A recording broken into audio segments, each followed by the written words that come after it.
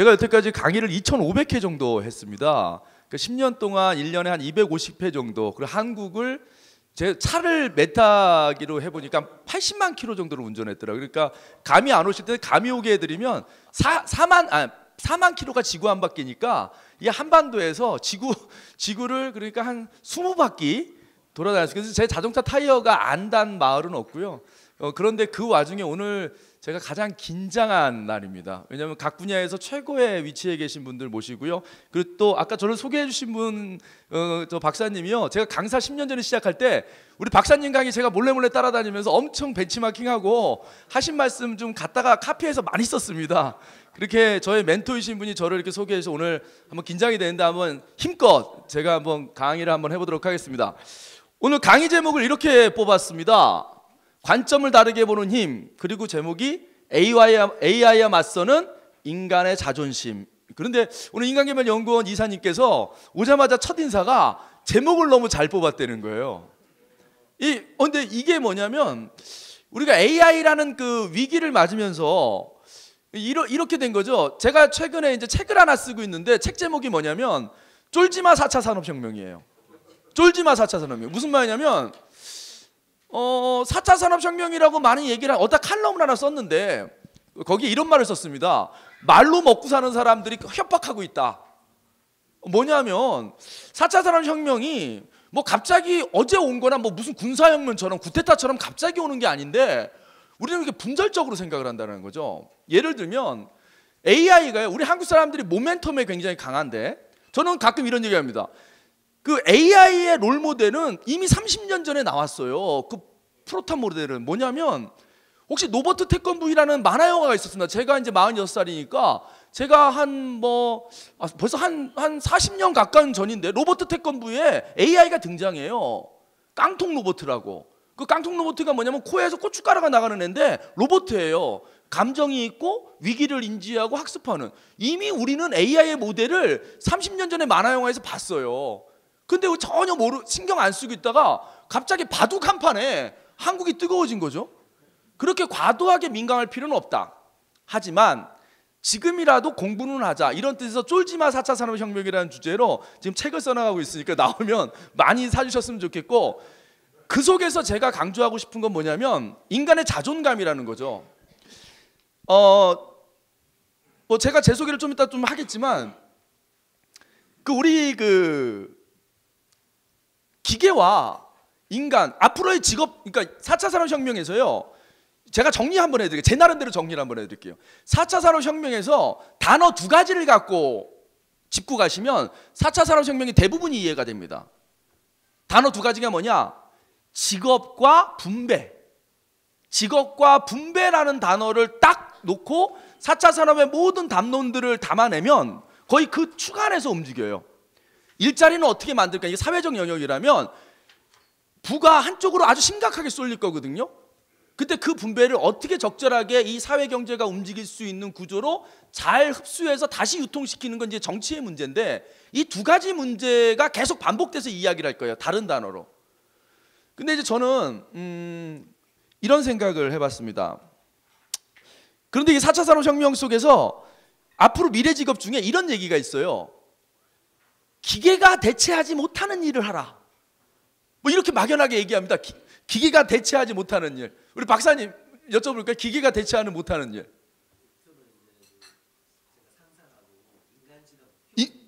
그렇죠. 근데 저는요 좀 더 쉽게 얘기할게요. 기계가 죽었다 깨나도 못하는 게 하나 있어요. 그게 뭐냐? 노는 거예요. 기계는 못 놀아요. 잘 모르시겠지만 아이들 사이에 진짜 대통령은 뽀로로라 그러죠. 뽀통령이라 그럽니다. 처음 들으세요? 지금 손주들한테 물어보세요. 걔네들은 뽀로로를 대통령으로 알아요. 그걸 뽀통령이라 그럽니다. 오늘 메모해 놓다가 뽀로로를 한번 들여다보세요. 걔네 주제곡이 있습니다. 걔네는 제가 애들이 어려서 열심히 보는데 한 번도 일하는 걸 본 적이 없어요. 한 번. 그리고 노래 가사가 이렇게 시작해요. 노는 게 제일 좋아. 이렇게 시작을 해요. 근데 잘 보시면 이제 앞으로 잘 노는 거가 상업화되고 심지어 지금 어떻게 됐습니까? 저는 좀 이해 안 되는 게 놀이방이라는 데를 가서 3만 원 정도를 내면 2시간을 누가 놀아줘요? 모르시죠? 놀이방이 이렇게 성행하고 있으니까 노는 것도 돈을 내고 노는 시대가 됐습니다. 그래서 앞으로 우리는 잘 놀았으면 좋겠다 이런 생각을 하고요. 이제 한번 이 제목에 관련해서 한번 들어가 보도록 하겠습니다.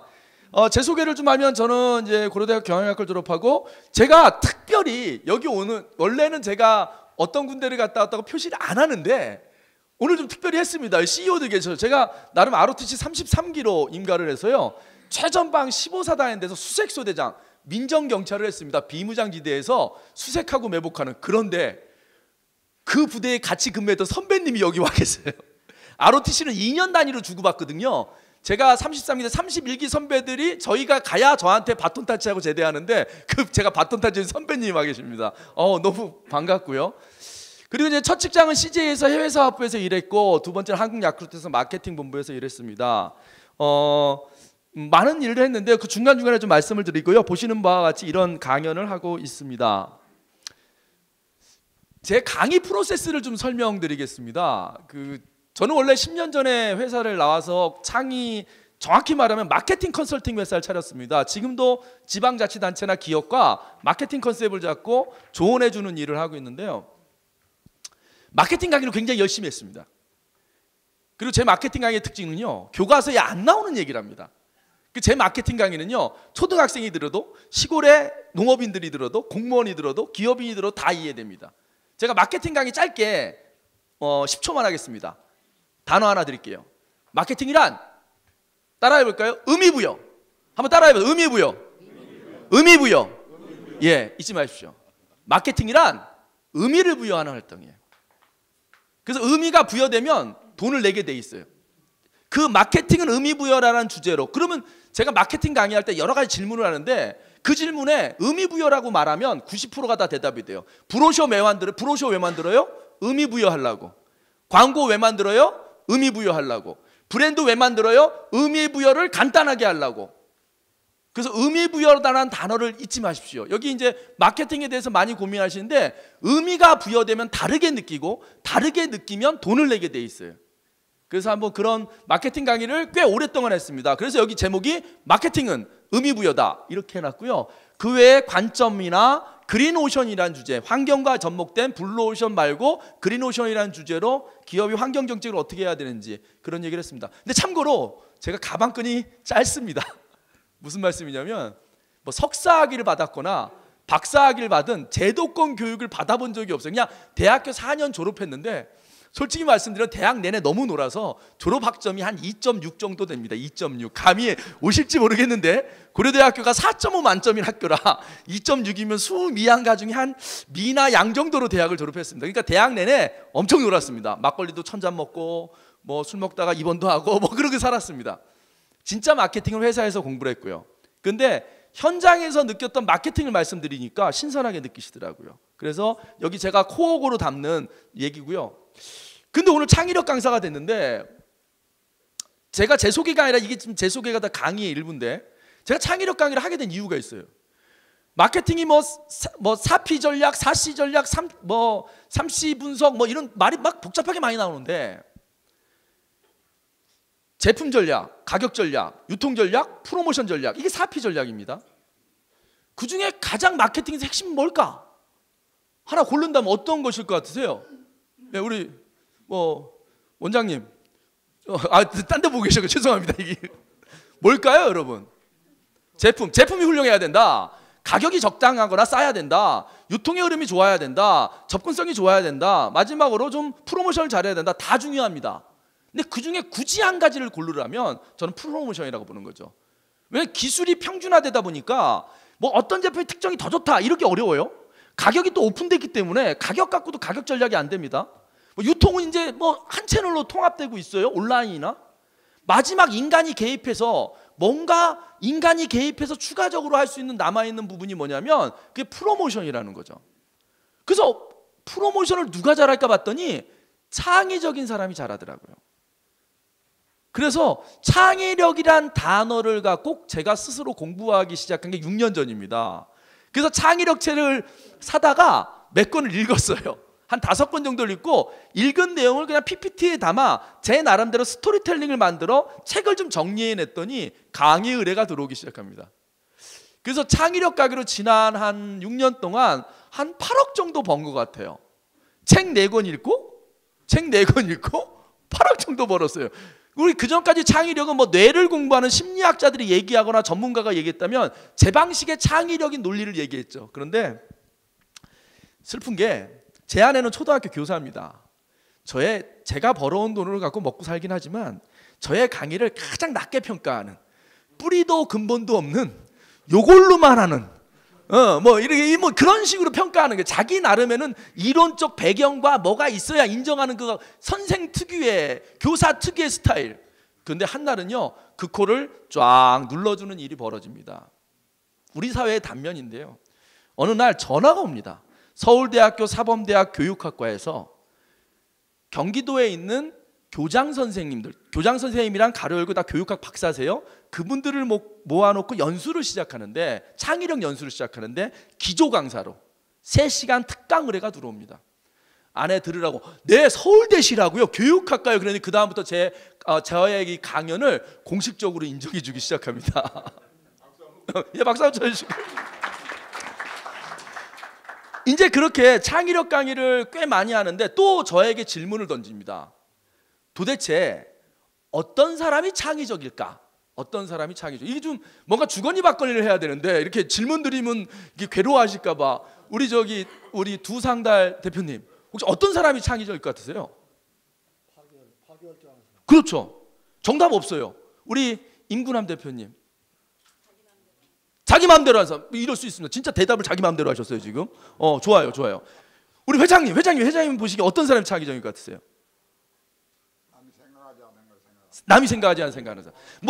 답이, 정답이 없습니다. 저는 정답의 시대는 가고 해답의 시대가 온다라는 슬로건으로 강의를 여러 번 하는, 정답은 없습니다.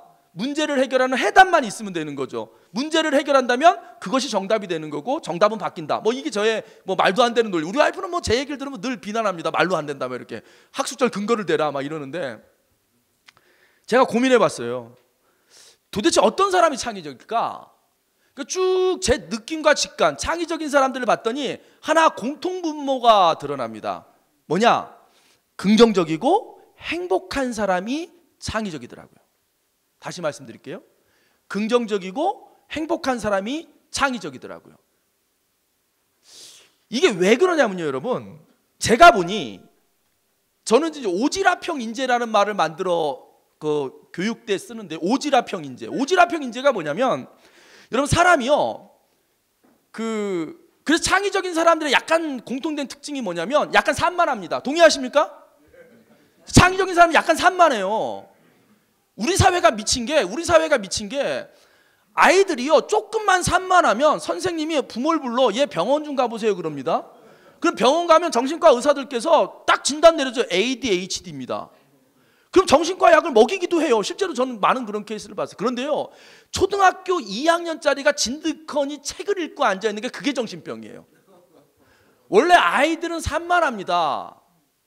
나이 들면 진중해지는 게요 차이가 있습니다. 어떤 거냐면, 제가 제 명함을 좀 이따 하나씩 나눌 때, 저는 지금 건강 강의까지 갔습니다. 지금 충주 당뇨학교라는 데에서 당뇨 강의라고 있고, 제 강의를 의사들이 들으러 오십니다. 그리고 저는 실제로 500명이 넘는 분의 음식 테라피로 당뇨약을 안 드시는 몸으로 바꿔준 거예요. 치료하지 않았습니다. 아프기 전 상태로 몸을 돌려놨을 뿐이에요. 당뇨약을 먹기 전 상태로 몸의 바이탈을 바꿔놓으니까 해결됩니다. 근데 의사들은 당이 넘쳤을 때, 그런 문제가 있을 때 본인들이 배운 프로세스로만 하죠. 어찌됐든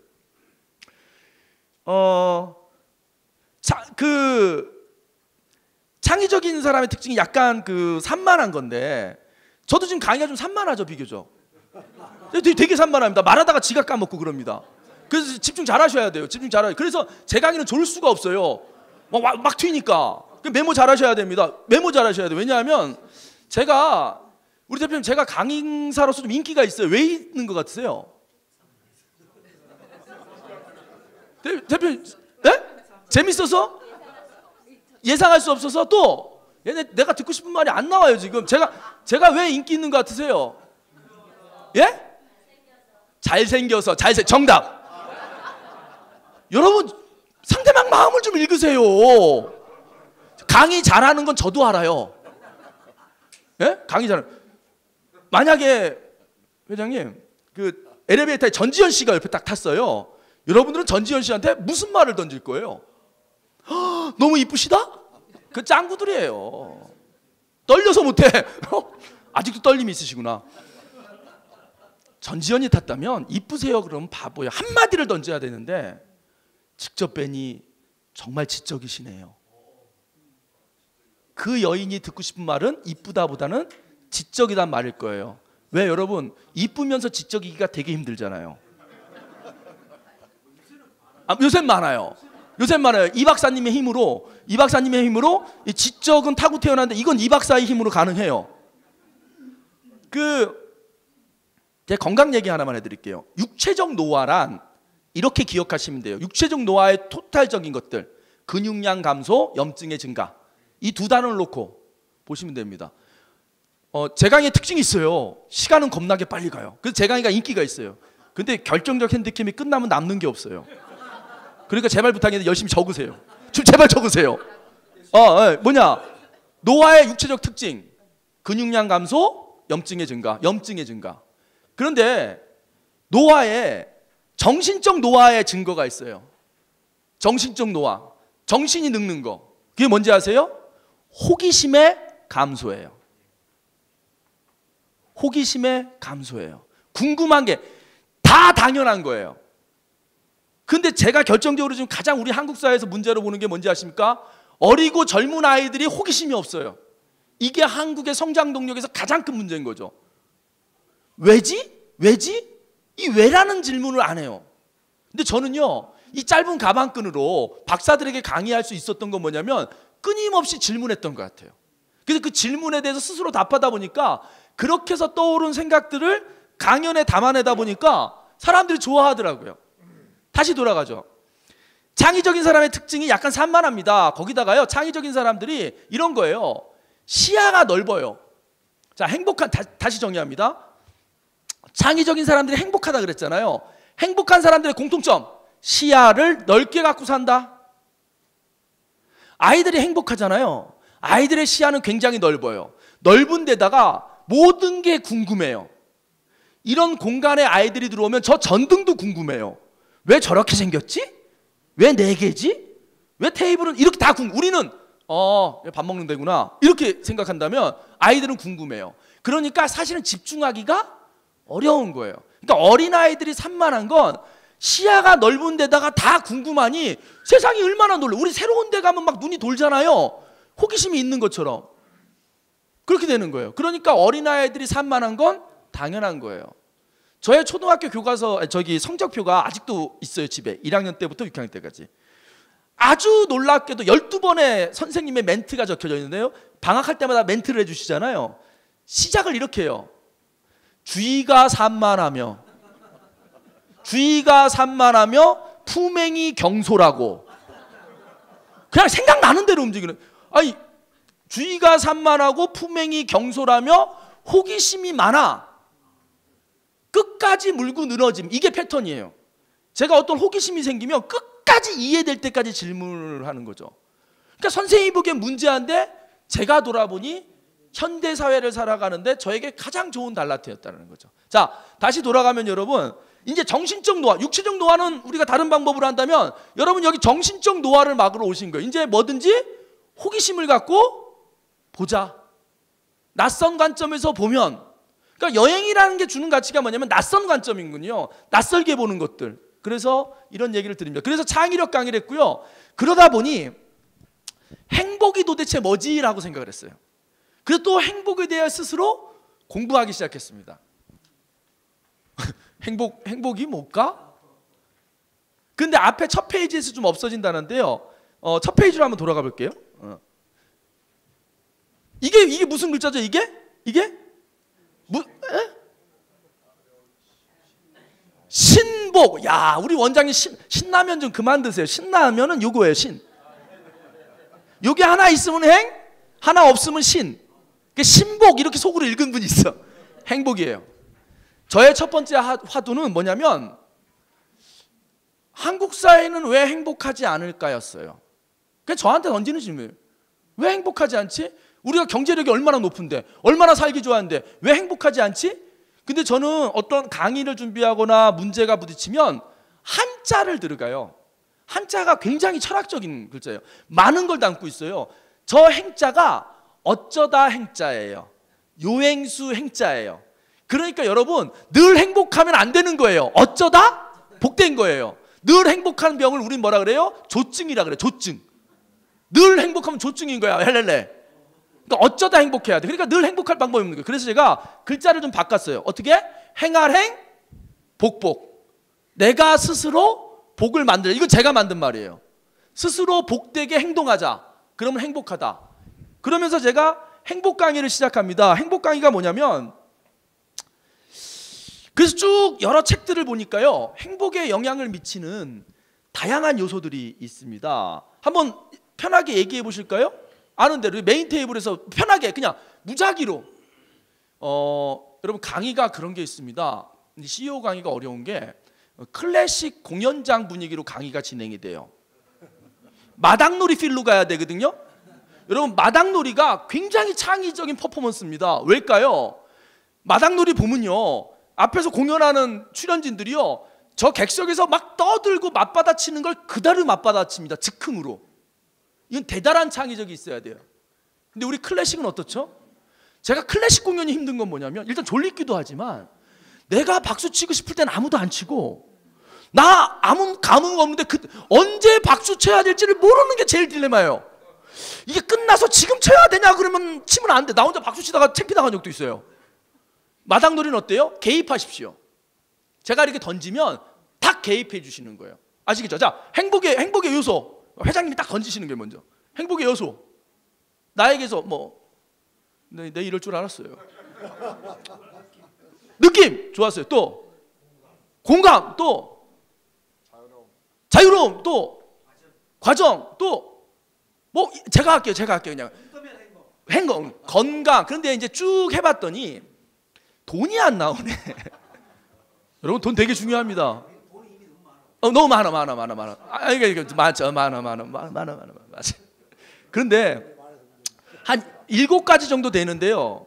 뭐가 있냐면 이런 게 있어요. 미국의 이제 행복학회에서 조사한 내용인데 말씀드려볼게요. 근데 돈이 왜 중요하냐? 평범한 사람이 삶에서 겪는 80% 정도의 문제는 금전적인 문제에서 기인한다. 이렇게 돼 있어요.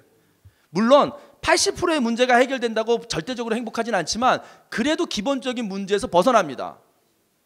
돈, 건강, 취미, 친구, 여가, 사랑, 자식, 거기 사랑들, 그러니까 포괄적으로 애인, 그 불륜까지 다 포함해서 이제 다 들어가요. 예.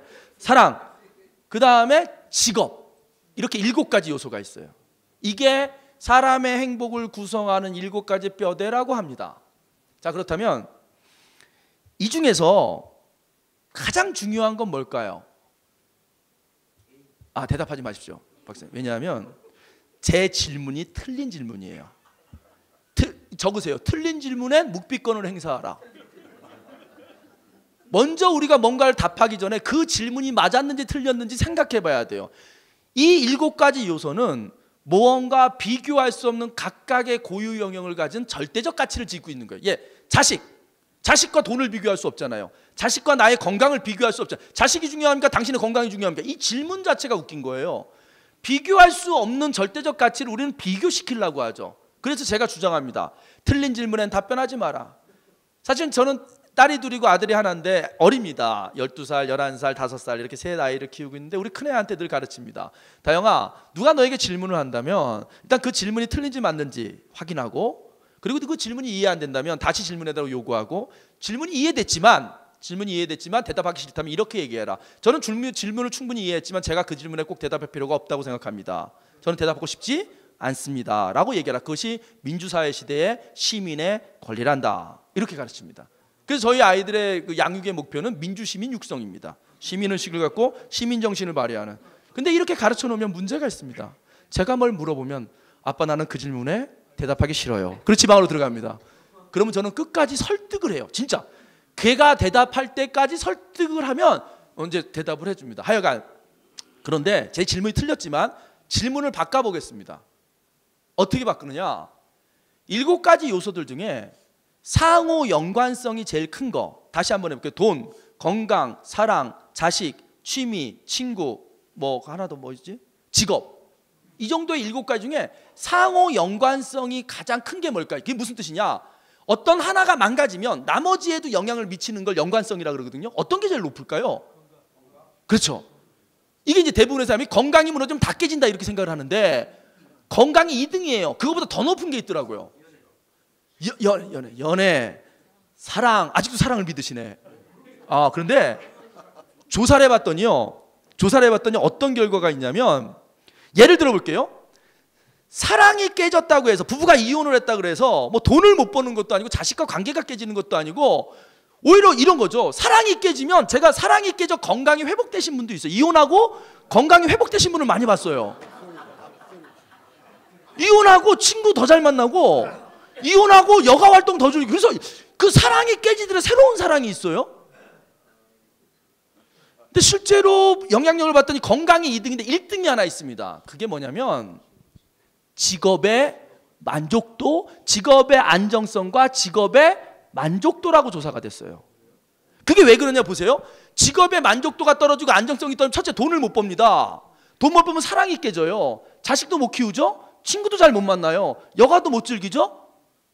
그러니까 봤더니 그 사람의 행복의 요소에서 가장 중요한 요소 중에 하나가 직업의 만족도와 안정성이더라라고 결론을 내리고, 거기서 이런 멘트가 나옵니다. 어떤 멘트가 나오냐면, 행복한 사람의 정의, 행복한 사람의 조건, 이렇게 나와요.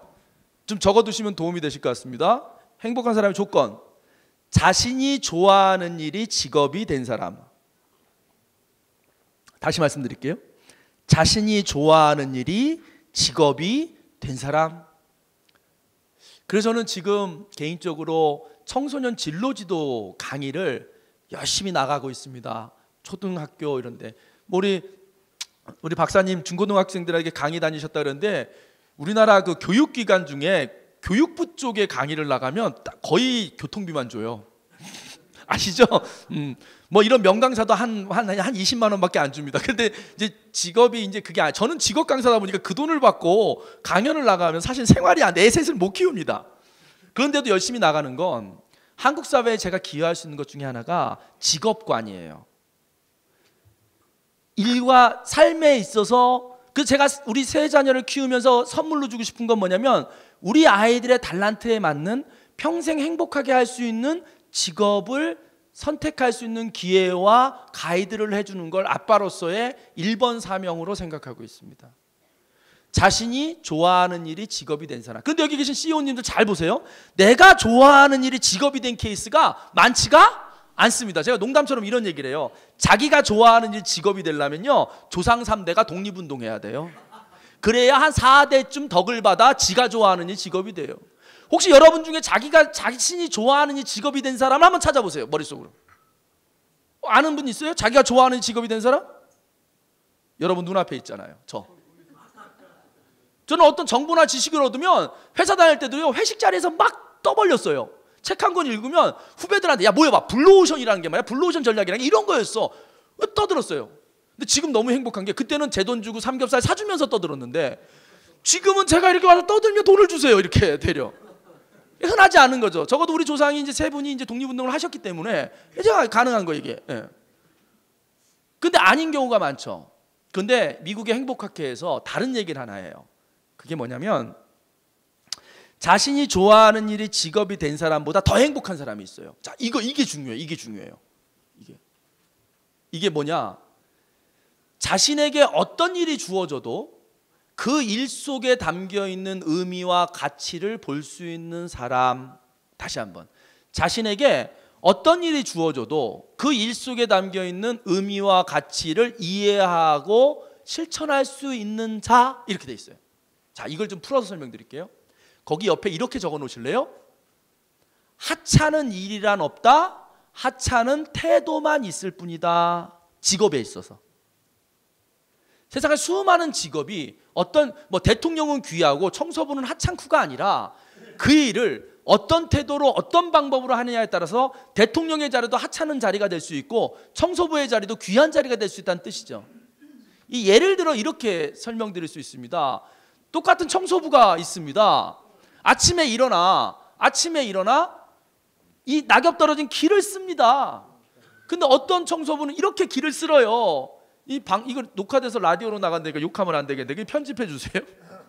욕을 합니다. XS이란 아유 어떤 놈이 이런 낙엽 떨어진 걸 가로수로 해가지고 아유 이게 진짜 욕을 막 하면서 내가 기회만 되면 진짜 이거 내 빨리 때려치고 아니면 기회만 되면 이걸 다 전기톱으로 다 잘라버리고 막 악담을 하면서 길을 씁니다. 근데 어떤 청소부는 이런 청소부가 계세요. 오늘 이 길을 걷는 모든 분 행복하십시오. 아침에 집에서 우울하게 나왔더라도 이렇게 깨끗이 치워진 길을 보고 마음이 화창하게 하소서. 오늘 이 길을 걸어 학교 가는 모든 아이들 저녁에 엄마 품으로 건강하게 가기를 기도합니다 라고 기도하는 마음으로 길을 쓴다면 그를 우리는 성자라고 부릅니다. 그래서 예전에 소설 중에 성자가 된 청소부라는 책이 있어요. 이 비슷한 맥락이거든요.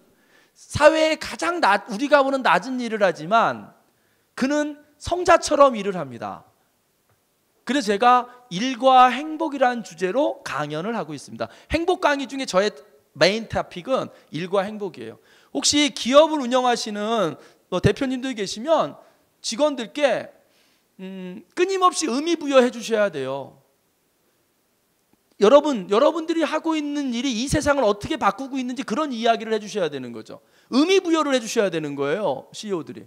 일과 행복이란 주제 속에서 많은 그런 이야기들이, 제가 많은 기업체 강의 의뢰 들어오는 게 뭐냐면 그 분야의 업종이 들어오면, 예를 들어 정수기를 만드는 회사에서 강의 의뢰가 들어오면 일과 행복, 이 정수기가 사람들의 삶을 어떻게 바꾸는지에 대해서 쭉 설명해 줍니다. 그러면 제가 다음 주에 코웨이 생산 라인에 강의를 가거든요. 코웨이 공장의 생산 라인 직원들한테 강의를 가요.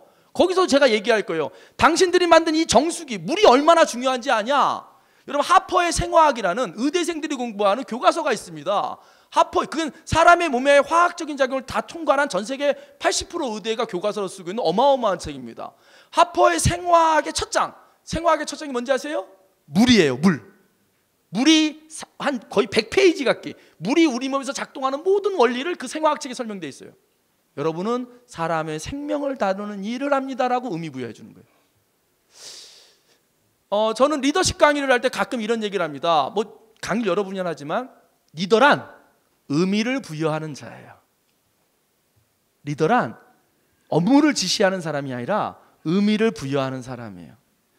제가 군대에서 소대장을 하면서요, 일단 말단 지휘관도 아니고 지휘자죠. 우리가 중대장부터 지휘관이라고 부르는데, 저는 어떤 명령 하달도 의미 부여의 형태로 했어요. 진지를 팔 때 왜 1.3m로 파야 되는지, 그것이 우리에게 얼마나 중요한지를 충실하게 의미 부여를 해놓으면 거기에 맞춰 병사들은 움직이게 돼 있는데, 까라면 까! 이런 방식으로 오달 내리면 안 됩니다. 그래서 좀 명령 체계가 저는 되게 더디게 내려가긴 했지만, 명령을 한번 내리고 나서는 한 번도 뒤돌아볼 필요가 없는 게 제대로 의미 부여가 됐고 설명이 됐기 때문에 두 번 일은 안 해도 되는 그런 일이 있었습니다. 하여간 이런 일을 하고 있고요. 그래서 행복 속에서 건강에 대한 강의, 요즘은 제가 메인으로 당뇨병에 대해서 지금 당뇨병을 집중적으로 파고 있고요. 제 버킷리스트가 올해 46살인데 50대기 전에 꼭 이루고 싶은 게 있습니다. 한의대 진학입니다. 사실 지금 시간 날 때마다 독서실에 앉아서 수능 공부를 다시 하고 있습니다. 올해는 포기했고요. 제가 한 2년쯤 후에 다시 수능을 봐서 한의대를 졸업을 할지 안 할지 모르겠습니다. 그런데 사람 몸을 이렇게 좋게 만들어주고 하는 게 너무 행복해서 한의대 가려고 하고 있습니다. 와이프가 자기 통장에 15억만 넣어주면 놔주겠다 그래서 저를, 이혼한다는 뜻은 아니고 놔주겠다 그래서 지금 열심히 통장에 15억을 넣어주기 위해서 열심히 일하고 있습니다. 하여간 자, 저는 모든 강의 속에서 행복을 넣고 강의를 합니다. 강조드릴 말씀이 있습니다. 행복은 공부하면 좀 행복해질 수 있습니다. 다시 말씀드릴게요. 우리가 행복이 그냥 자연히 주어지는 게 아니라, 행복은 내가 노력하고 공부하면 좀 더 행복해질 수 있습니다. 자, 이 중에 나는 행복하기 위해서 노력한다, 공부한다, 뭐가 있을까요? 자, 우리 회장님들, 뭐가 있어요? 난 행복하기 위해서. 책 읽기 이런 거 행복하기 위해서 필요합니다. 종교활동 행복하기 위해서 필요합니다. 그래서 저는 행복은 학습을 통해서 얻을 수 있다고도 주장합니다. 그런데 학습을 통해 행복해지잖아요. 그 다음 일어나는 게 뭐냐면 변화가 일어나요. 그러니까 어떤 사람이 행복하냐 안 행복하냐를 보냐면 변화를 얼마나 자유롭게 시도하느냐. 아까 강의로 조금 돌아갈게요. 행복한 사람의 특징이 뭐예요? 시야가 넓다 그랬죠. 근데 불행해지는 사람의 특징이 뭔지 아세요? 점점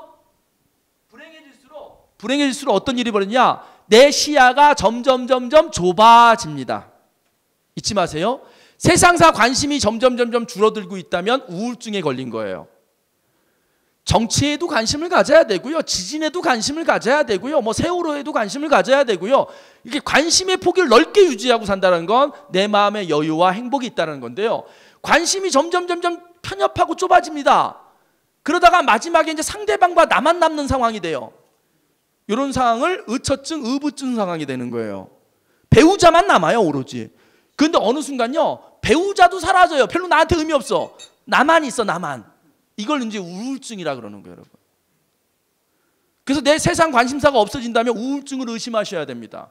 근데 여전히 어떤 사회 현상에 분노하고 화내고, 제 아내가 그러더라고요. 이게 제가 뉴스나 이런 거 보면 좀 막 이렇게 뭐 부정한 거 보면 승질도 나고 막 권력 남용되고 막 승질도 나고 막 그러거든요. 그리고 우리 와이프가 아이고 인간아 젊게 산다 여전히 왜 화염병 들고 뛰어나가지 그러냐 이래요.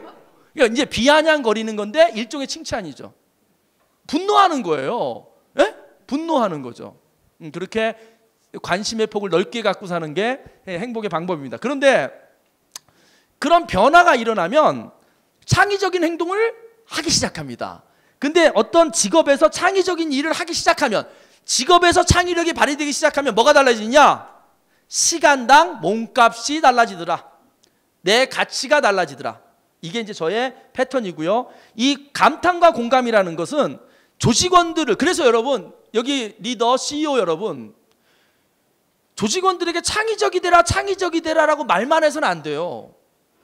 그들이 숨 쉴 수 있고 행복한 마음이 들 수 있게 만들어줘야 되죠. 그 중에 하나가, 조직 문화 중에 하나가 공감과 감탄 문화입니다. 이 주제를 갖고도 좀 강의할 게 있어요. 감탄 리더십, 공감 리더십. 근데 오늘은 그 주제가 아니니까 좀 넘어가는데요. 큰 흐름은 이렇습니다.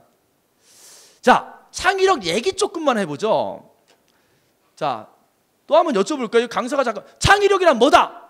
우리 전상백 대표님, 창의력 새로운 거. 근데 잘 정의 내리기 어려운데요. 저도 창의력에 대해서 고민을 많이 했습니다. 왜? 기업이 왜 창의적인 인재를 원할까? 창의력이라는 건 뭘까? 되게 많이 고민했는데 어떤 책을 보니까 되게 좋은 사례가 나오더라고요. 창의력이 언제부터 연구가 됐냐면요. 1950년 무슨 일이 있었죠? 한국전쟁. 미국에서요. 미 공군에서 토렌스라는 심리학자한테 컨설팅 하나를 의뢰해요. 용역 컨설팅을 하나 의뢰해요. 어떤 컨설팅이냐? 한국전쟁이 발발했는데 고민이 하나 있어요. 어떤 고민? 비행기는 몇 달이면 한 대씩 만드는데 파일럿, 조종사는 하나 양성하는데 몇 년이 걸리거든요. 그래서 미국 공군에서 고민하는 건 뭐냐면, 지금 비행기는 안 그런데 옛날 비행기들은요 총 갖고 쏴도 떨어졌어요. 재수 없으면. 지금은 뭐 비행기가 총알보다 빨리 날아가니까 못 잡는데, 옛날은 산 정상에서 떼콩떼콩 쏘면 운 좋으면 비행기 몇 대 잡고, 그러면 추락을 합니다. 그러면 조종사가 탈출을 하죠, 이렇게.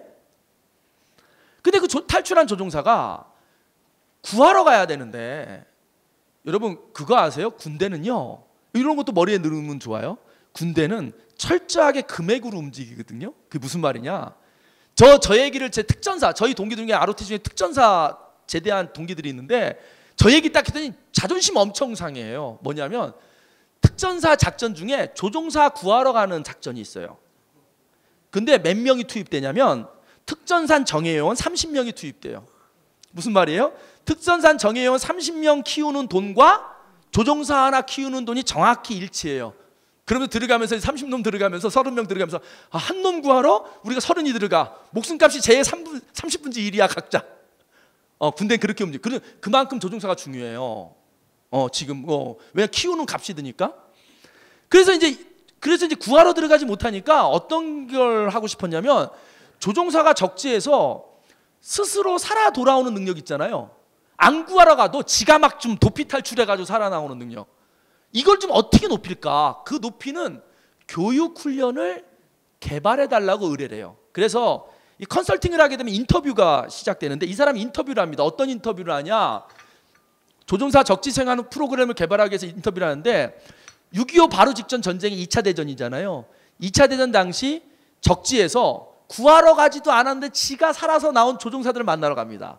그리고 이렇게 물어봅니다. 당신이 스스로 혼자 힘으로 살아 돌아왔는데 그 살아 돌아오는 데 있어서 가장 당신에게 도움이 됐던 훈련이 뭡니까? 이렇게 물어봐요. 그래서 어떤 훈련이 도움이 많이 됐다 그러면 그 훈련을 좀 강화하려고 그런 거죠. 그런데 대답들이 기대와 전혀 다른 답이 와요. 어떤 답이냐? 군대에서 받았던 훈련이 실전에서는 별로 소용이 없더라.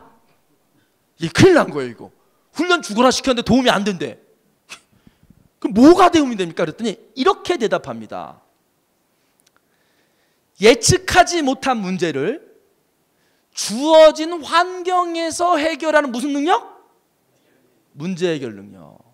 다시 한번. 되게 중요하니까 다시 한번 읽을게요. 예측하지 못한 문제를 주어진 환경에서 해결하는 문제 해결 능력이 필요하더라. 그게 뭔데요? 그랬더니 그것이 창의력이다라고 얘기합니다. 그러니까 이제 저 나름의 정의를 내리겠습니다. 창의력이란 뭐다? 문제 해결 능력이다. 오케이? 이해되십니까? 예, 예. 적으세요. 대답 잘하자 이렇게 적으세요. 저 교재에다가 대답 잘해야 강사가 강의 잘한다 이렇게 적으세요. 대답 잘하는 리더가 되자 이렇게 적으세요. 예, 예. 죽겠습니다 오늘. 중앙공무원 연수원 이후로 가장 힘든 강의를 하고 있습니다 제가. 박수 한번 쳐주실래요? 이 마당놀이처럼 좀 해주세요. 자, 아침에 차를 주차하고 올라오면서 여기 계신 참석하신 분들의 명단을 쭉 봤습니다. 이 시간에 대한민국 제일 비싼 땅에서 제일 괜찮은 호텔에서 조찬을 드시며 이런 세미나를 참가하실 수 있는 여러분들이라면 대단히 성공하신 겁니다. 동의하십니까? 저는 여러분 성공하신 분이라고 봅니다. 그런데 여러분들이 어떻게 이 자리에 앉아 계신지는 생각해 보셨습니까? 저는 정의 내렸습니다.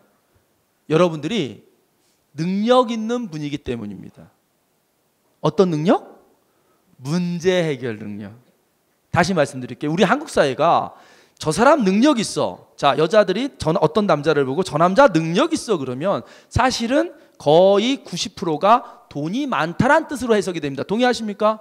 어떤 사람 능력 있어. 저 사람 능력 있어. 쟤네 아빠 능력 있어. 그럼 우리는 돈이 많다로 그냥 이꼴로 해석을 합니다. 이게 슬픈 겁니다. 왜냐? 한국 사회에서 돈을 갖고 못 해결하는 문제가 없다는 뜻이기도 해요. 반대로 얘기해서 이제 이게 좀 바로 잡히고 있긴 한데 불과 얼마 전까지 한국 사회는 돈을 갖고 있으면 못하는 일이 없을 정도의 무소불위의 문제 해결 능력을 누가 갖고 있었다? 돈이 갖고 있었다.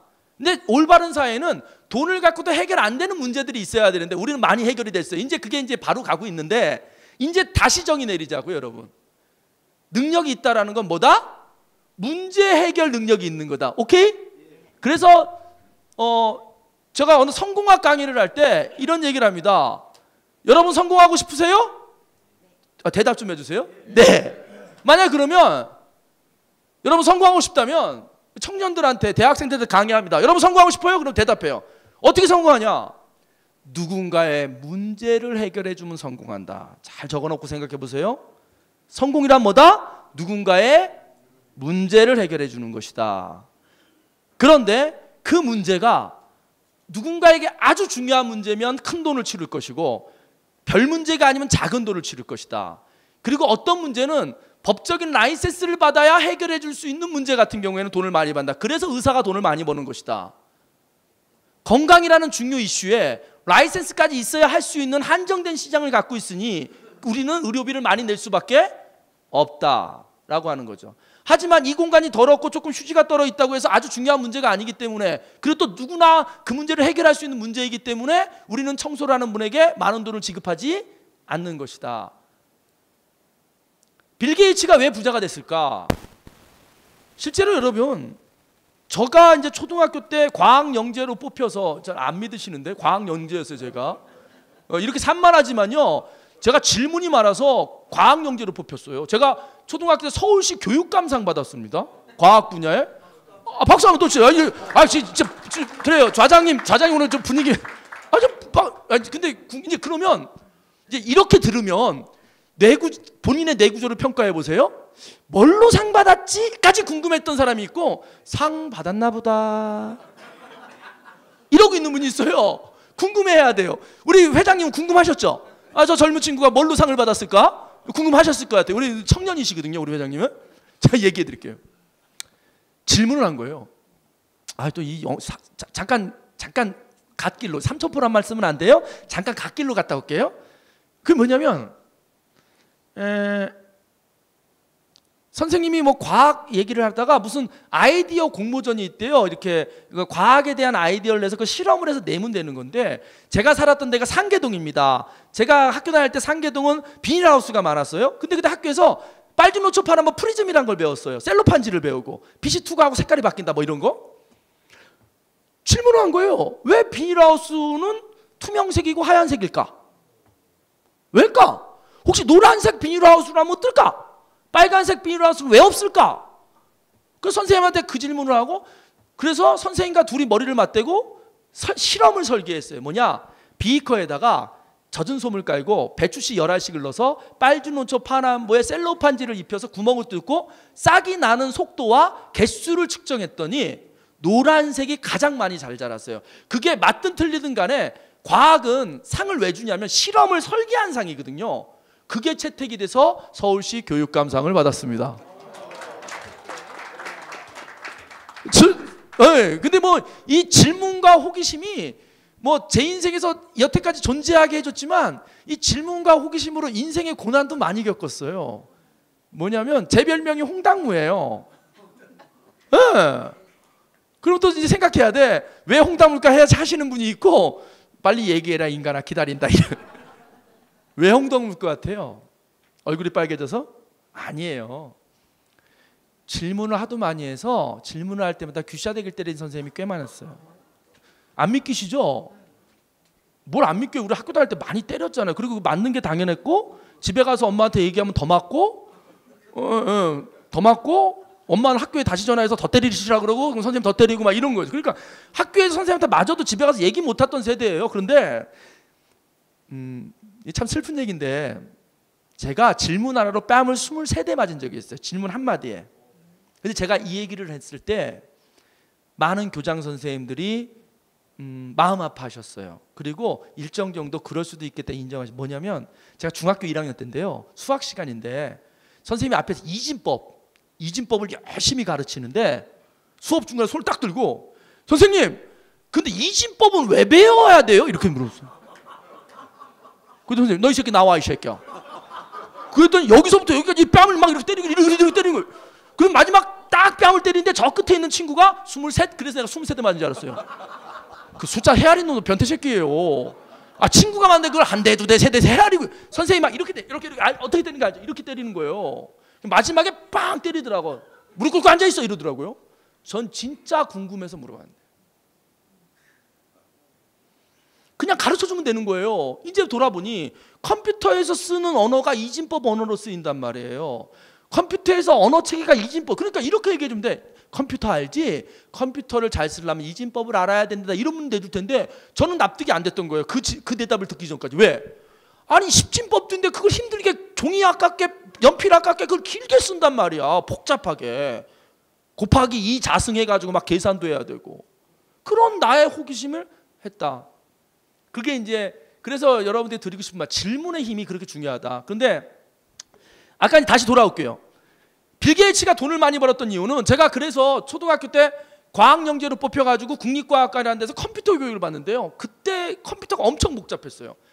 인풋, 영어도 모르는데 인풋 A, 인풋 B, A 더하기 B, C 뭐 이렇게 가지고요 하면 어떻게 되는지 인풋 A 나오면 3, B 나오면 6, 엔터 누르면 9. 이런 손으로 계산하는 게 빠르지. 그걸 일일이 세미콜론까지 넣어서 뭐 하나 점 하나 잘못 찍으면 계산도 안 돼요. 그게 컴퓨터였어요. 근데 어때요? 빌 게이츠가 나타나서 이상한 쥐새끼 같은 거 하나 갖고 이렇게 하면 컴퓨터를 썼잖아요. 세상에 많은 사람들이 컴퓨터에 접근할 수 있는 어려운 문제를 아주 폭넓게 아주 넓게 해결해 준 거죠. 이해되십니까? 다시 돌아가면 성공이란 건 뭐냐? 어떤 문제를 해결하는 능력이다 이렇게 되는 겁니다. 그래서 문제 해결 능력. 그런데 여기 보면 되게 중요한 요소가 있어요. 뭐예요? 예측하지 못한 문제. 그리고 더 중요한 건 뭔지 아세요? 주어진 환경. 제가 기업에서 임직원들 대상으로 문제 해결 과정을 합니다. 제 명함을 받으신 분의 뒷장을 보시면 첫째가 뭐냐면 문제 해결 과정이라고 돼 있어요. 제 안내. 근데 제가 공무원들이랑 여기 죄송합니다. 여기 공직자 손 들어보세요. 공직자. 공무원 안 계세요? 예. 그러면 조금 이 공무원들이요. 뭐 들어도 상관이 없는데 공무원들과 많은 세미나를 하고 강의를 해보면 문제 해결 강의를 해보면 공무원들의 모든 문제를 해결하는 마지막 단계는 뭔지 아세요? 예산 수립이에요. 예산 수립. 예산을 확보한 후에 컨설팅을 발주해요. 그러니까 전문가들에게 용역을 발주해요. 그리고 그들이 개발세발 썼든 잘 썼든 간에 그 개발세발 쓴 용역 보고서를 근거로 행정을 집행해요.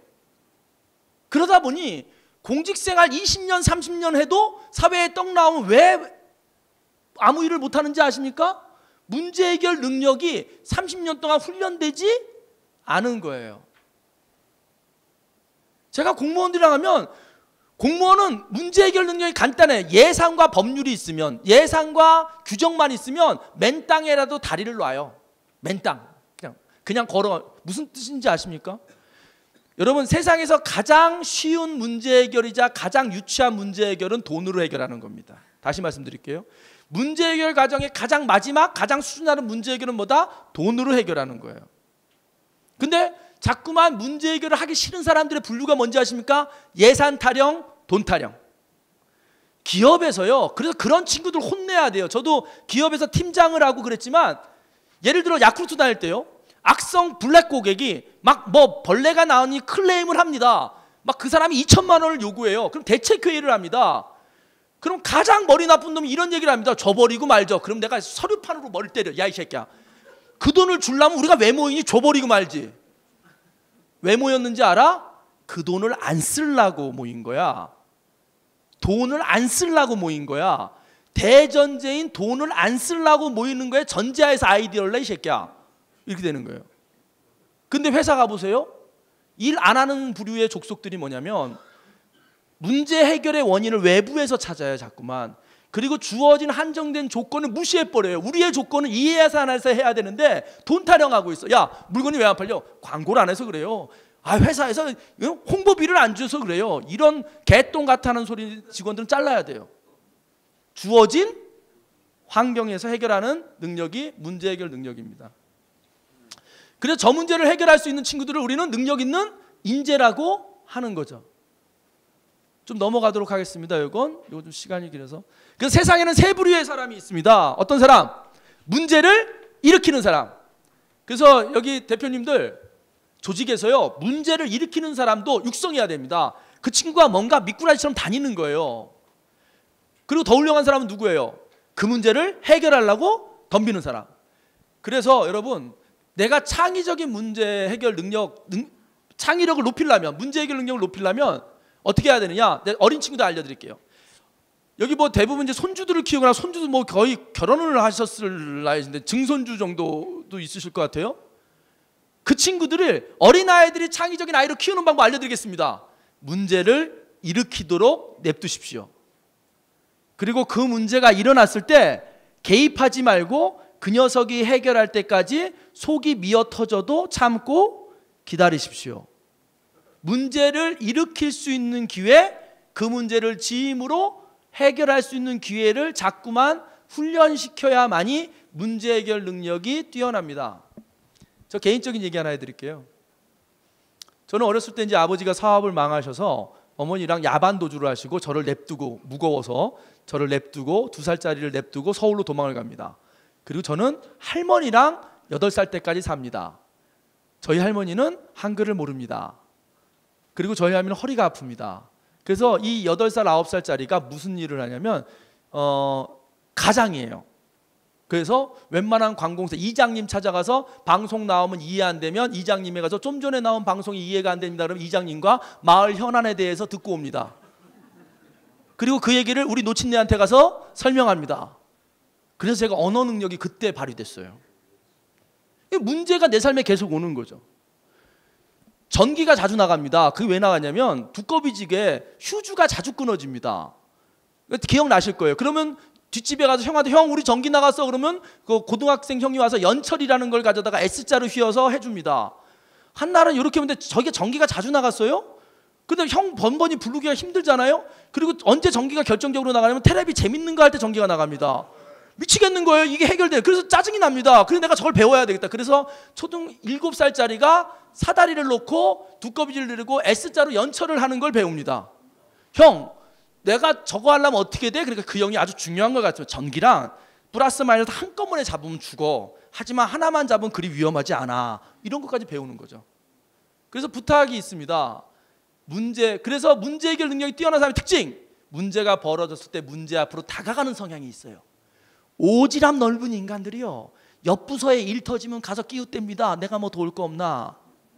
제가 말하는 오지랖형 인재라는 건 뭐냐면 세상의 모든 문제를 지가 해결하려고 덤비는 맥가이버 내지는 순돌이 애비 같은 그런 성향의 인재들이 앞으로 좋은 인재가 될 것이고요. 그런 아이들을 육성하는 그런 조직 문화가 됐으면 좋겠습니다.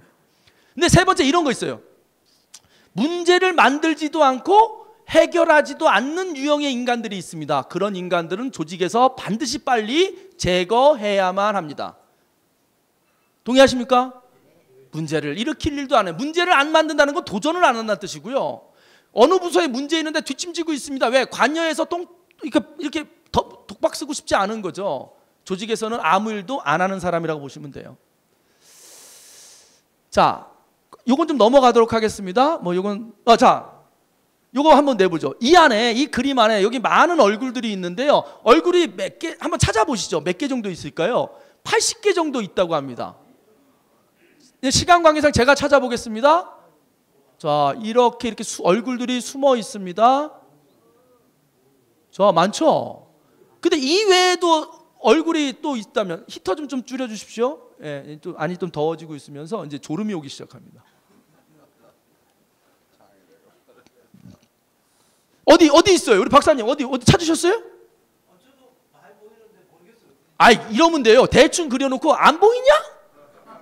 야 너 안 보여 그게? 여기 있네 그러면 돼. 여기도 이거 그러지 그러면 되는 거예요. 이거의 의도는 넌 안 보이냐 이상 그 눈으로 안 보이냐 이러면 되는데 또 80개 있어 또 근데 여기는 좀 다르게 보는 분이 없네요. 다시 돌아가 보죠. 제가 이걸 창의력 강의할 때 자주 쓰는데 다시 한번 볼게요. 이렇게 하다 보면 꼭 남들이 안 보는 걸 보는 특별한 눈을 가진 인간이 하나씩 있어요. 그럼 뭐라 하냐면 여기 말 탄 사람 제가 사람 얼굴 찾으라 그랬잖아요. 말 탄 사람 이렇게 얘기하는 사람이 있어요. 그렇죠? 한 번도 생각 안 해봤죠? 조직 안엔 그런 친구들이 하나씩 반드시 있어야 됩니다. 다 주변에서 사람 얼굴을 찾을 때 아니 저 말에 사람 얼굴 사람 하나 타고 있네요? 저건 왜 안 치세요? 이렇게 얘기하는 거죠. 그래야 조직이 건강합니다. 자, 이제 강의 마지막으로 좀 치닫고 있는데요. 이거 설명드리면 오늘 제 강의는 마쳐야 될 것 같습니다. 뒤에 다른 내용이 있는데 그 뒷부분도 되게 재밌긴 한데 내년에 한번 2탄으로 한번 불러주시면 벌써 내년 영업하고 있습니다. 이게 이 강의도 박사님 저는 좀 아직은 영업을 해야 되는 강사 수준이라 이렇게 박사님 같이 이렇게 알아서 초빙하는 게 아니라 제가 일일이 또 영업하고 있습니다. 이 짬짬이 틈새로 영업하고 있습니다. 예, 각 회사별로 연락 주시면 아주 저렴하게 제가 모시겠습니다. 자, 그렇다면 여러분 창의적인 아이디어는 어떻게 만들어질까요? 새로운 아이디어는 어떻게 만들어질까요? 오늘 이 설명하고 저는 이제 강의를 마치도록 하겠습니다. 여러분 적어 놓으세요. 자극에 민감하라. 자극에 민감하라. 갑자기 느껴집니다. 이렇게 부인이 이렇게 손대면 민감하게 반응하셔야 돼요. 손 치워 이러고 그러시면 안 돼요. 잊기 전에 하나 말씀드리죠. 대표님들 유튜브에 들어가셔서 지식 요리사라고 검색을 해보시면 그게 제 브랜드 네임입니다. 지식을 요리한다. 그러니까 저는 지식에 제가 좀 박학다식해요. 그 박자가 두터울 박자가 아니라 얇을 박자예요. 제 지식이 사실은 겁나게 얇아요. 그런데 많이 알아. 얇게 많이 알다 보니까 강의 끝나고 질문을 안 받아요. 왜냐면 얘기한 게 다요. 예. 그냥 난 다니까 이제 더 집에 가서 찾아보셔야지 나한테 질문하면 안 돼요. 그 제가 박학다식해요. 근데 그래서 나온 게 제 브랜드 네임이 지식 요리사인데요. 유튜브에서 지식 요리사라고 검색하면 제 강의가 한 20개 정도가 있습니다. 거기에 청소년 진로 지도부터 마케팅 뭐 분야가 되게 공무원 대상의 특강, 일과 행복 쭉 있으니까요. 혹시 좀 더 관심 있으신 분들은 거기에서 한번 추려보시면 작은 인사이트 얻는 데 도움이 되실 것 같습니다. 자, 이제 이거 말씀을 드릴게요. 우리가요, 사람이 어떤 걸 기억하냐면 자극을 기억합니다. 자극. 그래서 아침부터요, 여러분들이 지금까지 눈으로 보고 귀로 듣고 했던 모든 데이터를 데이터화 시킨다면, 전자화로 시킨다면 어마어마한 양의 저장 공간이 필요할 거예요. 그런데 우리는 그것을 다 잊어먹습니다. 눈으로 여기까지 올라온 동영상이거든요. 그 데이터를 다 저장 못해요. 다 지우죠. 다 지우고 남는 것들의 특징이 뭐냐? 이런 거예요. 아주 재밌거나 내가 몰입했거나 호기심이 생겼거나 내가 어떤 반응을 보이거나 공감이 됐거나 뭐 이런 내용들의 자극이 기억이 됩니다. 그 자극에 의미가 부여되면, 다시 말씀드립니다. 어떤 자극에 의미가 부여되면 우리는 그것을 정보라고 부릅니다. 어떤 자극에 의미가 부여되는 순간 정보가 됩니다. 사실 강사들이 강의를 하면서 재미난 말을 좀 자제해야 되는 게 뭐냐면, 강의 끝나고 나갈 때쯤요, 강의의 핵심 주제보다 잠깐 지루하지 말라고 웃긴 내용만 기억나요. 우리 여기 CEO들께서는 뺨 20세대가 기억날 거예요, 나가면서. 이게 이제 맹점이라는 거죠. 근데 실제로 그럴 수밖에 없는 게 재밌었거든요. 공감됐고. 하지만 예를 들어 이겁니다. 이런 보드마카 뚜껑, 오늘은 이제 보드마카가 없어서 제가 못하는데, 제가 칠판 판서하면서 강의할 때 보드마카 뚜껑을 입으로 엽니다. 그걸 몇 번 행동을 해요. 이렇게 몇 번 행동을 하고 입 이장표에 오면 물어봅니다. 여러분, 제가 보드마카 뚜껑을 입으로 여는 걸 보셨어요? 이렇게 물어봅니다. 그러면 놀랍게도 지금 거의 한 분도 빼놓지 않고 지금 굉장히 몰입도가 좋거든요. 지금 저를 계속 쳐다보고 있어요. 근데 놀랍게도 제가 3번 정도 보드마카 뚜껑을 입으로 열은 거를요, 반밖에 못 봤대요. 나머지는 못 봤다 하는 거예요. 왜 그럴까요? 그 행위가 별로 중요하지 않은 거예요. 근데 기억 남는 사람은 왜 기억이 남냐면 반응했던 거예요. 보드마카 뚜껑을 입에 가져가는 순간 어이 더럽게, 저 다음 사람 그 침 묻게, 이런 식으로 어떤 순간에 생각하고 반응했기 때문에 기억에 남는 거예요. 근데 실제로 이제 보드마카 뚜껑을 엽니다. 그럼 질문, 실제로 열어요. 제가 왜 강의 중에 보드마카 뚜껑을 입으로 열까요? 아무나 대답해 주세요. 아무나. 왜 입으로 열까요? 손이 모자라서. 그렇죠. 손이 모자랄 수도 있어. 또 버릇. 또 오셨으니까 한마디씩은 하고 가셔요. 이름 적으세요. 한마디 하신 분들만 선물 드리게. 예? 폼 잡을. 우리 대표님은 보드마카 뚜껑 열면 폼이 잡히는구나 이렇게. 뭐 남자답고 막 이렇게. 그게 아니라 보드마카 뚜껑에 약점이 하나 있어요. 예. 보드마카 뚜껑에 약점이 하나 있어요. 그게 뭐냐? 이게 제가 강의할 때 손에서 약간 땀이 나거든요. 그래서 강의가 열광적으로 진행할 때 미끄러져요. 잘 안 열려요. 그래서 할 수 없이 입으로 빼는 거예요. 근데 보드마카 뚜껑을 헐겁게 하면 그냥 빠지고, 너무 빡빡하게, 이게 딜레마인 거죠. 너무 헐겁게 잘 열리게 할 수도 없고, 잘 열리면 또 너무 빠져버리고, 그게 문제를 갖고 있었던 거예요. 그러니까 어떤 사람이 보드마카 뚜껑을 막 입으로 여는 걸, 자극을 어떤 사람이 의미 부여를 합니다. 어떻게? 보드마카 뚜껑에는 손이 미끄러울 때 잘 안 열리는 문제를 갖고 있더라라고 의미 부여가 됩니다. 자, 그러면 보드마카 뚜껑을 입으로 여는 행위에 자극에 뭐가 돼요? 의미가 부여돼서 뭐가 돼? 정보로 기억에 남습니다. 자, 그러면 그 문제가 금방 해결이 안 돼요. 머릿속에 넣고 있는 모든 문제는 여러분 발효기간이 필요해요. 문제를 인식하고 있다가 담고 있다가 아주 우연히 어떤 거와 만납니다. 그걸 우리는 우연성의 법칙 세렌터피티라고 하는데, 자, 버스를 탔어요. 여긴 그런 분 안 계신데 강의장 가면요, 뭐 정신병자처럼 볼펜을 딱딱딱딱 하는 분 있어요. 모나미 볼펜을 딱딱딱딱 이렇게 하는 분이 있어요. 근데 그거요, 버스 같은 데 들으면 되게 신경 쓰입니다. 뒤에서 딱딱딱딱 그러면. 그런데 그 딱딱딱딱 하는 게 뉴턴의 사과처럼 어라?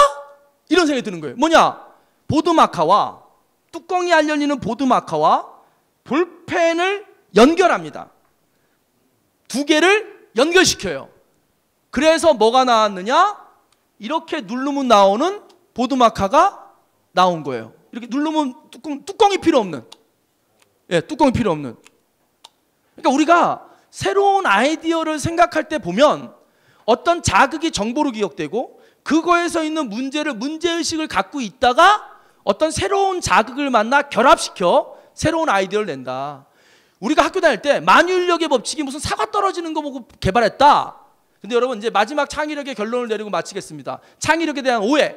엉뚱한 생각이다. 기발한 발상이다. 아닙니다. 이렇게 메모해 주세요. 창의력은 노력이다. 창의력은 관심이다. 제 강의 교재 뒤에 이런 말이 나옵니다.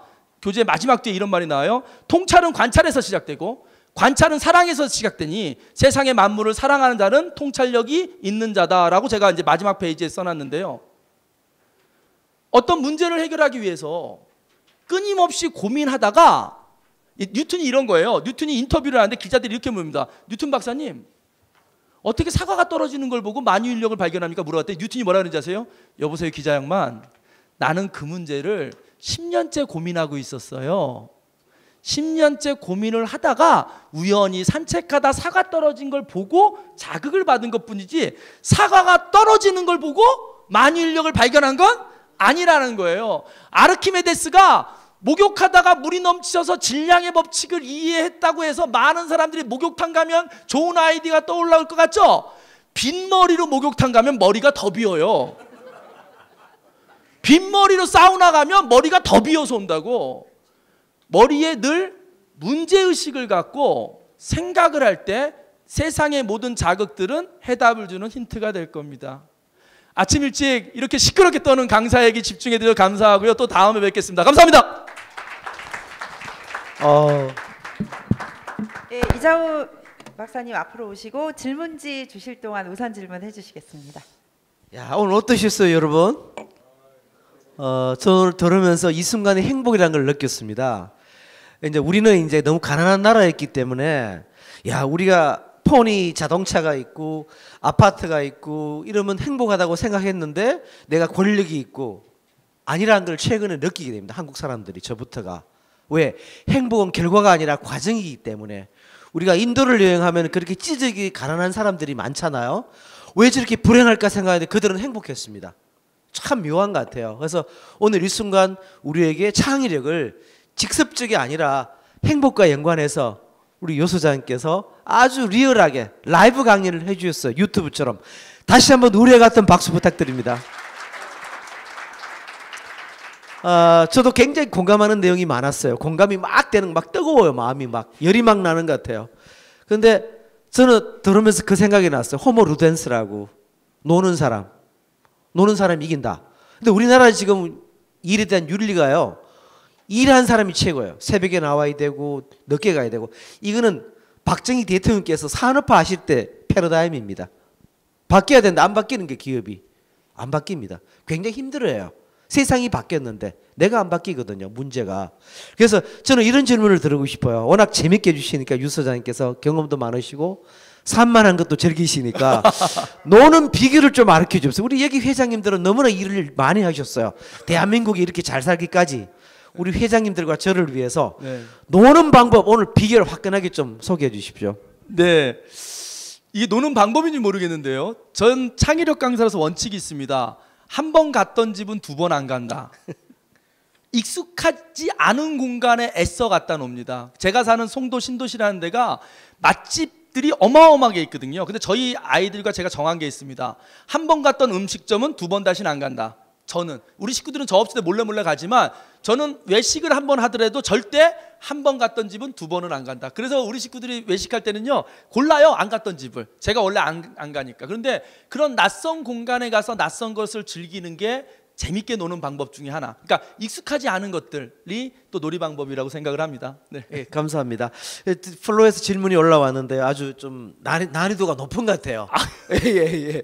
이 4차 산업혁명 시대에 이제 우리 그 가재산 대표님, 그 피폭스 그룹 대표님이신데 보실 때는 협업이 중요하다. 그죠? 콜라보가. 그래서 구체적으로 이런 그 협업을 갖다가 기업이 잘하기 위해서 어떤 시스템이나 아이디어가 있을까요? 이런 질문을 여쭤오셨네요. 협업 중에요. 결국엔 협업 또한 문제를 해결하는 과정인데요. 저는 협력 중에 제일 중요한 협력은 지적 협력이라고 생각합니다. 그러니까 정보를 공유하는 거. 이미 아주 오래전부터 우리 인간개발연구원에서 화두로 잡고 있는 지식경영인 거죠. 저는 그 협업의 한 방법으로 지식경영의 솔루션이라고 보는데 단 하나 거기에 뭐가 있냐면 지식을 개량화하고 인센티브를 주는 제도만 밑바탕되면 사람들은 기꺼이 내 지식을 꺼내놓고 협력할 것이라는 생각이 듭니다. 그런데 우리가 막연히 협력해라라고 하니까 협력이 안 되는 거지, 협력을 하게 되면 나에게도 큰 이익이 온다라는 것을 명확하게 인센티브와 구조를 만드는 것. 이랜드의 지식경영이 1차 지식경영 때 실패해버렸어요. 지식을 내놓은 사람한테 적절한 보상이 안 따르니까 내놓지 않았습니다. 왜 사람들이 지식을 공유하지 않지? 아까운 거예요. 그래서 협업에서 중요한 것은 그 협업하는 사람들, 특히 지적 협업들 이런 경우에 그 지적 정보에 대한 파격적인 인센티브를 준다라고 한다면 좀 개선될 것 같습니다. 좋습니다. 네. 저는 볼 때 이제 우리가 뭐를 배우고 연구하는 데 있어서 학습 지능을 기르는 방법 중에 이렇게 직접 창의력 기법을 들을 수도 있지만 우리 저기 내년도에 보니까 그 아프리카 여행을 가고 이탈리아 여행을 가고 인문 여행을 가잖아요. 이건 간접 방법 같아요. 그래서 저는 그 창의력 이 과정에서 여행을 많이 권해드리고 싶습니다. 많이 보시는 것보다는 느끼고 오시는 게 참 좋다. 그래서 저는 지금 꿈꾸는 게 여행을 저는 80개국 정도로 했거든요. 했는데 북한도 3번 다녀왔습니다. 평양에도 2번 갔다 오고요. 갔다 왔는데 앞으로 기회가 되면 저는 120일 동안 전 세계를 크루즈로도 여행하고 싶어요. 이미 크루즈로 여행하고 왔지만 그래서 저는 오늘 여기 와서 그 프로그램을 보고 너무 좋다. 굉장히 추천해드리고 싶습니다. 아프리카도 다녀오시고 이탈리아, 특히 이탈리아 다녀오시고 세상을 많이 느끼시고 오셔야 진정한 창의력이 되는 거다. 근데 우리나라는 이제 너무 직접적인 방법에 연연했던 것 같아요. 네. 막 진지해야 되고 오늘 막 재밌으시잖아요. 리얼하게 하시기 때문에 자, 산만한 사람이 뜨는데 정말 조직에 살아남을 수 있을까요? 산만한 사람이?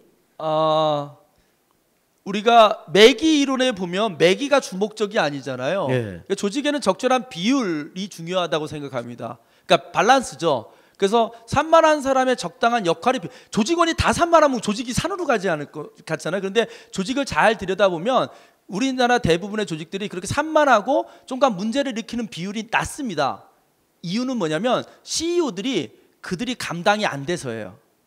CEO들에게 드리고 싶은 말씀, 산만한 자들이 감당이 되시는 리더들이 그분들을 양성하더라고요. 그래서 그런 분들이 살아남을 수 있도록 의도적으로라도 산만한 사람들이 살아남을 수 있도록 배양해야 됩니다. 그래야 전체에 활력을 넣어준다고 저는 생각을 합니다. 전체가 그러면 안 되고요. 예, 너무 좋습니다. 자, 우리나라가 오바마 대통령께서 한국 교육을 3번이나 칭찬하셨어요. 저도 동의합니다. 저도 한국 교육의 수혜자입니다. 그래서 저는 3M에 27년을 근무했기 때문에 한국과 미국에서 글로벌로 일을 했기 때문에 글로벌 컨퍼런스 가면 한국인이 정말 훌륭하다는 것을 칭찬도 많이 듣거든요. 워낙 교육을 많이 받았기 때문에 지금도 공부하고 있는데 지금 전 세계 교육 강국 3대 나라가 한국, 부작용도 많지만 한국, 그다음 유태인 교육, 그다음 최근에 제가 발견한 게요. 내년에 제가 북유럽을 다시 가기 때문에 핀란드 교육이 지금 세계 1등이더라고요. 깜짝 놀랐습니다. 그래서 영국 사람, 미국 사람들이 외국에서 훔쳐오고 싶은 거 첫 번째가 핀란드 교육이더라고요. 그저께 제 친구가 홀란드에서 왔어요. 네덜란드에서 물어봤습니다. 그 사람들도 부러워하더라고요. 핀란드 교육에 대해서. 그래서 그 교육에 대해서 오늘 얘기가 많이 나왔는데 우리 창의적으로 연관지어서 혹시 어느 나라 교육이 탐나시는지 아니면 한국에서 일반적으로는 좀 문제지만 이런 학교가 괜찮더라 혹시 있으신지요? 제 아내가 20년차 초등학교 교사입니다. 제 처가가 딸 6인데 그중에 2번, 3번, 6번이 선생님이에요. 그 제가 결혼을 하자마자 명절 때만 되면 2번, 3번, 6번의 교사를 모아놓고 대한민국 초등교육의 문제점에 대해서 강의를 합니다. 그런데 어느 나라 교육보다도 저는 개인적으로 요즘에 우리 자녀를 하브루타라는 방법으로 유대인 토론 방식의 교육을 하브루타 과정을 하고 있습니다. 그래서 한 주제를 놓고 엄마 아빠 우리 막둥이 빼놓고 넷이서 엄청나게 난상 토론을 벌이고 있습니다. 그건 이제 제가 좋아하는 교육 방식인데요. 하나 우리나라 교육에 제안하고 싶은 게 있어요. 우리 여기 계신 CEO들께서 나중에 교육에 관계된 분을 만나신다면 교사의 다양성이 너무 부족합니다. 교사의 다양성. 왜냐하면 선생님들의 성향을 보면 다 모범생들만 선생님을 하고 계세요. 그중에 저같이 좀 이렇게 이상한 생각을 하는 사람도 교단에 있어야 되는데 여성이면서 모범적인 분들이 교단에 계시다 보니 이게 어떤 다양한 캐릭터들, 그러니까 그런 분에게는 저 같은 아이가 감당이 안 되는 거예요. 이렇게 산만하고 막 질문하는 애가 힘든 거예요. 근데 그런 아이들을 감당할 수 있는 선생님들의 다양성이 필요하다라는 게 첫 번째 우리 한국 교육에서 제안드리고 싶습니다. 너무 감사합니다. 다양성 참 좋은 말씀하셨어요. Diversity인데 제가 이제 3M에 미국에 근무하러 갔습니다. 82년도 3M에 입사해서 수세미 세일즈맨을 했습니다. 제가 처음에. 그래서 수세미를 워낙 잘 팔아서 이제 그 96년 4년도에 미국 본사에 매니저로 진급해 갔어요. 교포들이 깜짝 놀랍니다. 당신은 그때 박사도 아닌데 좀 공학 박사예요. 3M 미국 교포들은. 너 수세미 잘 팔아 미국 본사까지 왔느냐 이렇게 됐습니다. 교육을 받는데 다이버시티를 얘기해요. 디버시티, 다양성에 대해서 깜짝 놀랐어요. 이미 20, 30년 전이잖아요. 지금 한국 사회의 가장 문제점 다양성이 없습니다. 전부 공부 잘하는 분들, 대단한 분들 이런 분만 있는 거예요. 이 문제가. 네. 이 단어가 없는 겁니다. 네. 한국 사회 문제가. 자, 여러분 보십시오. 펩시, 맥킨지, 구글, 마이크로소프트 4개 회사 CEO의 공통점이 있습니다. 뭘까요? 인도 사람이 CEO를 합니다. 근데 미국에서 태어나지 않았어요. 인도에서 대학을 나왔습니다. 충격적입니다. 인도에서 대학을 나와서 석사 정도를 미국에서 했을 뿐입니다. 네, 외국인이죠. 이게 다양성이 엄청나게 이제 존재하는 거죠. 그래서 우리 기업으로 들어가서 그 다양성을 기르기 위해서 우리 기업에서 뭘 해야 될까요? 박사님 막 질문 공사하시는데 질문이 안 올라오는데 제가 막 질문하는 저는 좀 우리 사회가 다름과 틀림을 좀 구분했으면 좋겠습니다. 많이 들으셨겠지만 다름과 틀림, 사지선당에서 저희 사실 제 강의 교환에 나오긴 한데 다음 중 다른 걸 고르시오 하거든요.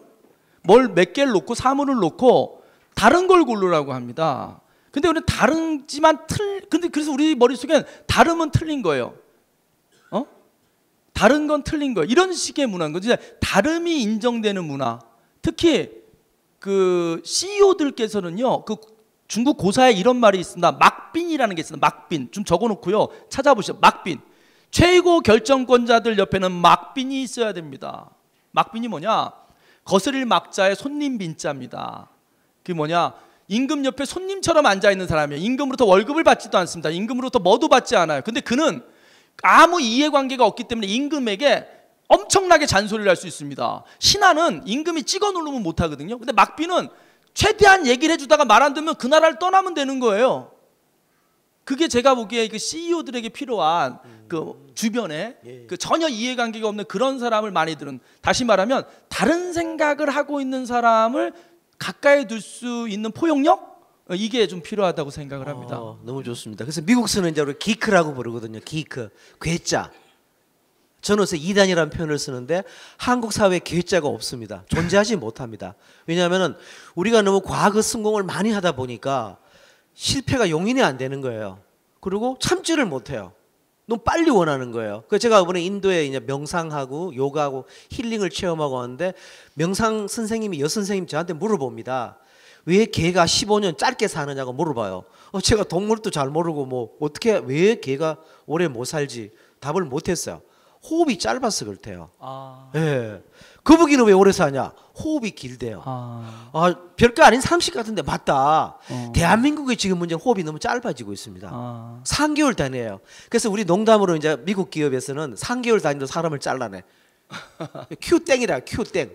쿼터가 분기마다 막 움직이는데 지금 한국은요 분기 정도가 아니에요. 너무 짧아져 버렸어요. 그러니까 이 운신의 폭이 없는 겁니다. 그래서 문제가 저는 이제 브랜드 마케팅을 한 사람이잖아요. 브랜드를 키워야 되는데 대한민국이 필요한 거는 브랜드를 못 키웁니다. 브랜드는 호흡이 굉장히 깁니다. 그리고 괴짜가 돼야 돼요. 꿈을 만들어 가야 되고. 세계적인 브랜드는 다 그렇게 탄생하는데 세일즈는 다릅니다. 세일즈는 호흡이 짧아요. 당장 팔아야 되는 거거든요. 근데 대한민국 기업이 전부 지금 브랜드 마케팅을 하는 게 아니고 세일즈를 하고 있어요. 왜? 우리가 너무 빨리 성공했기 때문에. 그게 뭐냐면 지금 우리가 느끼는 것이 대한민국의 이런 성공한 요인들이 있죠. 공교육, 여러 가지 사교육, 여러 가지 좋은 점들, 건면함, 부메랑으로 다가오는 거예요. 즉 재미가 없는 겁니다. 자, 우리 한국 사회가 마지막 질문 같아요. 안 올라오면요. 한국 사회가 재밌으려면은 뭘 하면 좀 재밌을까요? 폭탄주, 골프 이런 거 말고 골프도 일로 하잖아요. 골프 인구 불행한 인구들이 골프장 가면 전부 돈 잃고 나서 불행한 거예요. 깨지고 요구도 먹고 캐디한테. 좀 재밌는 거 없을까요? 한국 사회? 노래방 말고 좀 재밌는 거 오늘 비결을 좀 가르쳐 주세요.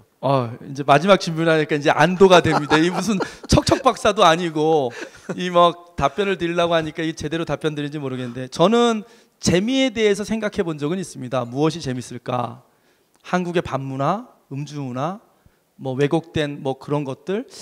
근데 제가 화두로 삼고 있는 게 있습니다. 제가 얼마 전에 작년에 한솔 오크밸리라는 곳을 컨설팅했습니다. 한솔 그룹에서 고민이 있었어요. 그 오크밸리가 20년 전에 생길 때 한국의 최고의 리조트였습니다. 오크밸리가 여의도의 3배 면적이고요. 실제 면적이. 그리고 한국에 내놓으라 하는 권력자분들만 그 당시 한 10억 넘는 분양권을 갖고 있었는데 이게 안 오는 거예요. 근데 저에게 소문 돌아 컨설팅의 의뢰가 들어옵니다. 어떻게 들어오냐면 이 오크밸리를 사람이 많이 오게 할 방법을 찾으라고 잠깐 회장님이 그랬대요. 한솔그룹 회장님이. 그러면 사례를 남이섬과 이런 조찬 특강에서 들으셨겠죠. 남이섬과 민속촌을 갔다 오면서 남이섬과 민속촌을 벤치마킹해라 그랬는데 그 뜻을 알아차린 직원들이 없는 거예요. 비서실에서. 그래서 사사람을 소문하다가 제가 걸린 겁니다. 제가 지역 마케팅 또 컨설팅을 하거든요. 가서 던진 화두가 있습니다. 여러분들께서는 민속촌 사람들 되게 많이 갑니다. 남이섬 사람 굉장히 많이 가요. 남이섬은 제주도의 4,000분지 1인데 연간 제주도에 70만 명 정도의 외국인이 들어가는데 남이섬은 35만 명 정도가 들어가요. 4,000분지 1밖에 안 되는 남이섬이 관광객 수는 제주도의 반절이나 방문을 합니다. 거기에 뭐가 있을까요? 그때 대답을 못해요. 아니 회장님이 그렇게 성공 요일을 찾았는데 왜 이렇게 공부를 못했어요? 그러니까 잘 모르겠대. 회장님도 듣고만 왔지 안 가르쳐준대. 스토리. 근데 저는 이런 얘기를 찾았어요. 소소한 재미. 여러분 남이섬에 가보면 구석구석에 숨어있는 소소한 재미가 있습니다. 메모 하나 있을까요? 벌받는 토끼라는 게 있어요. 남이섬에 가면. 벌받는 토끼가 뭐냐면요. 작은 재미인데요. 꽃밭이 있고 기둥에 이렇게 나무 판자 같은데 토끼 그림을 그리고 오라줄로 이렇게 묶어놨습니다. 그리고 뒤에 편말이 있어요. 벌받는 토끼 그리고 멘트가 이렇게 돼 있습니다. 꽃을 따먹어 벌받는 중. 무슨 말이에요? 꽃을 따지 마세요란 말을 그냥 나무판에다가 토끼 그림을 그려놓고 얘가 벌받는다 라고 해놓고 벌받는 토끼예요. 아무것도 아닌데 그 소소한 재미거리들이 숨어있다. 그런 재미에 대해서 마지막 단어 하나를 드리면요. 중우장대의 시대는 가고 경박단소의 시대가 온다라고 생각을 합니다. 중후하고 장대한 거 사람들이 보고 와 하는 게 아니라 소소하고 작은 거에서 와 하는 시대가 왔기 때문에 우리가 재미를 찾을 때도 크고 강하고 장대하고 그런 게 아니라 소소한 재미. 우리 오늘 네이클로바를 우리 선생님께서 주셨어요. 얼굴이 아주 아름다우시거든요. 제 그 이유를 알아요. 왜냐하면 소소한 재미예요. 우리는 그냥 지나가는 네이클로바 집단을 본인은 그 안에서 네이클로바를 찾고 있어요. 그래서 제가 여쭤봤어요. 뭐라고 여쭤봤냐면 어떻게 그 네이클로바를 많이 찾으세요? 그랬더니 대답이 멋지세요. 네이클로바가 본인한테 말을 한대요. 따가라고. 이런 게 삶의 소소한 재미가 아닐까 생각을 합니다. 이상입니다.